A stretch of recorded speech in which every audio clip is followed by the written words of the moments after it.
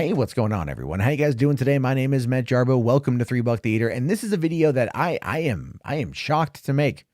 Legitimately, I am what about this entire story? So apparently, the Orville, and this is coming from a website that doesn't necessarily have the greatest track record right now, and is kind of unknown. But apparently, the Orville, a fan favorite, well-beloved show by Star Trek fans and anti-Star Trek fans, is possibly going to be getting canceled after season 3. This comes in from the Cinema Spot, which writes, exclusive, the Orville canceled at Hulu. Season 3 becomes final outing for Seth MacFarlane's sci-fi series. And there was kind of a collective no from me when I first read this headline today, but a lot of people out there are discrediting it. They're saying that it's not real, that it's not legit. And even people who work on the show have kind of hinted at it not being real in general, but we are going to talk about it, give it its due diligence, because I do think that there might be some legitimacy to this, and I will explain why. So let's dive right in.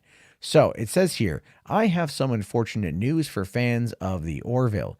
Hulu has decided to cancel the show and will not return for a 4th season. I'm still trying to get more details on the situation, but from my understanding, the intention was to never make a 4th season. However, the 3rd season is still coming.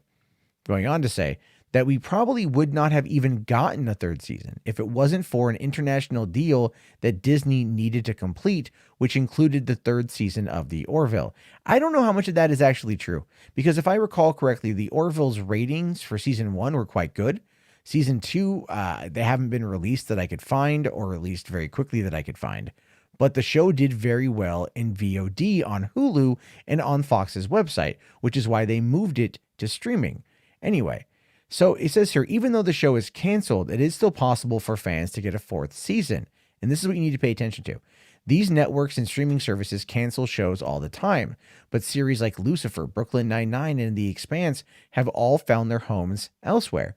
Seeing as how The Orville already moved once, it can easily do it again. But I do have to stress this at the moment. I am not aware of Hulu being in talks with any other streaming services or networks about moving the show elsewhere. After the 3rd season of The Orville finishes production, sets and props will be dismantled, and the studio space of The Orville will be used by another Hulu show, The Hitchhiker's Guide to the Galaxy.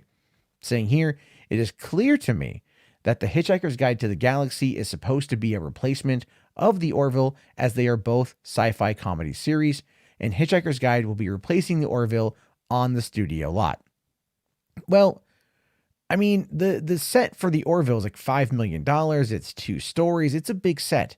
I mean, they invested a lot of money into this, and clearly they wanted to continue that investment with season 3. It makes no sense to want to cancel the show, but let's take a quick look here at what it could potentially be replaced by with this Hitchhiker's Guide to the Galaxy show, which wasn't even on my radar as being announced, but apparently this happened last year, saying that the Hitchhiker's Guide to the Galaxy TV series is in the works at Hulu from Carlton Cuse and Jason Fuchs.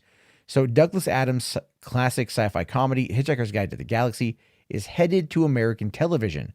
I have learned, this is from Deadline, that Hulu is developing a TV series adaptation of the novels from prolific showrunner Carlton Cuse, who did Lost, Tom Clancy's Jack Ryan, and Lost Lock and Key, and feature writer Jason Fuchs, who did Wonder Woman and Ice Age Continental Drift.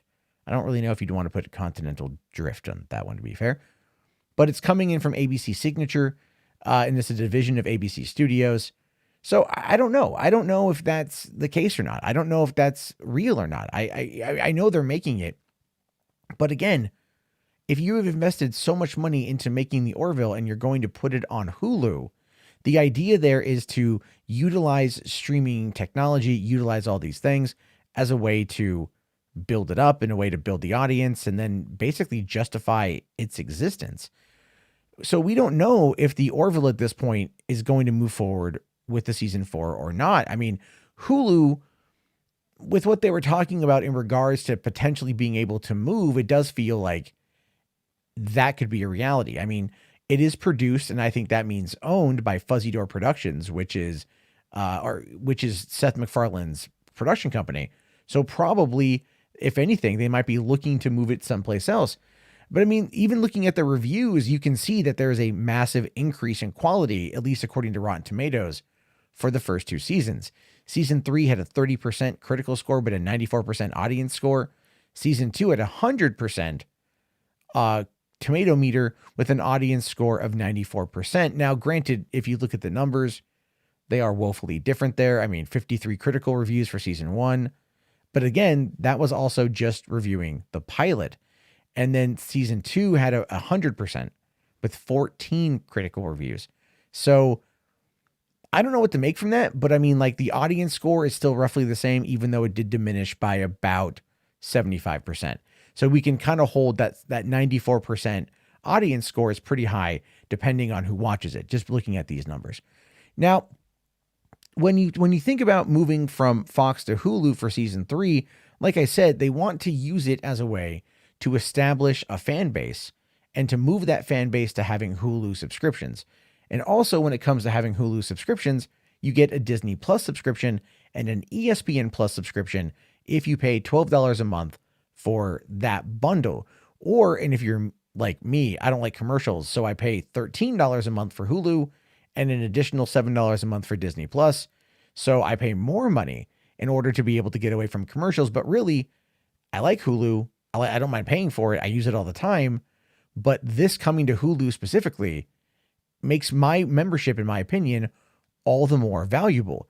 And I think a lot of people see that way as well. The Orville going from Fox to Hulu is actually a big push for Hulu. And when it was announced last year at Comic-Con 2019, a lot of people, kind of like the Snyder Cut with HBO Max, were ready to jump into Hulu who didn't already have it.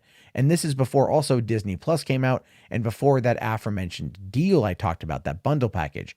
So really, keeping it on Hulu, if they can keep the budget in a modest rate, it just kind of feels like, yeah, it's a stupid moneymaker, right? You sit with it. Now, this is what we have coming in from Tom Constantino, who responded to a post earlier today saying, "Hey, Tom, I think there's some fake news going around." And he responded back with this: "Thank my friend Molly Shock for the reference. Crawling under my rock again, dear friends." And it's an old sign saying Dewey defeats Truman, basically implying that it's fake news. Now, Tom here, so through his verified Twitter, he works on The Orville and he's a member of the Ace Film Editors. And according to the Orville Wiki, he is an American editor and associate producer on The Orville. He is known for the Orville fan communities for his extensive fan outreach and interaction, and earn a reputation as the most approachable member of the production staff. So this is the guy a lot of fans go to. This is the guy a lot of fans will turn to in order to go, hey, do you know what's going on? So he's basically saying, no, it's fake news, but he's also not saying it. And that's something to consider as well. Because when you look at this show, when you look at its future, it could kind of go anywhere. Now that Disney owns 20th Century Fox, or now 20th Century Studios and Fox and FX and all that stuff, they clearly are going to want to design things for the future. They are clearly going to want to have shows that are profitable and popular.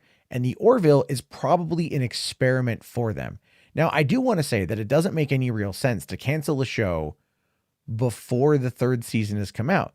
It is possible that the show is being bogged down by COVID and the fact that they're not able to return to work, therefore pushing the delay, which might have something to do with contracts, which brings me to this story that happened just a few months ago, where Seth inked a $200 million overall deal with NBCUniversal. And this could be, in essence, what this story is talking about. So this is what it says. Following a decades-long relationship with 20th Century Fox Television, and the Family Guy mastermind has signed a rich 9-figure deal with NBCUniversal Content Studio.